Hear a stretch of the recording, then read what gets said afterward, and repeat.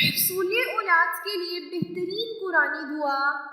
बे औलाद वालिदैन परेशान होना छोड़ दें, क्योंकि कुरान पाक में हुसूल औलाद के लिए बेहतरीन दुआ मौजूद है।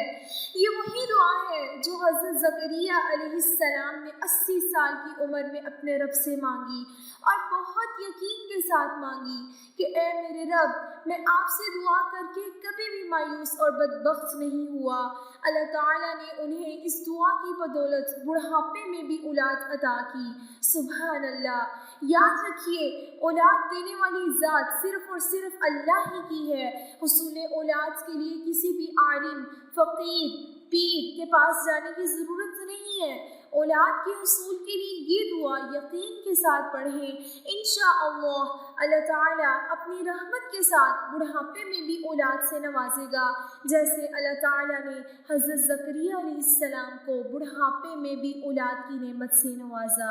वो दुआ ये है, रब्बी ला तज़रनी फ़र्दन व अंत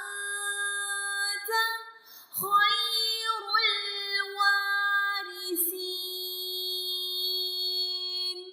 रब्बी ला तज़रनी फ़र्दन व अंत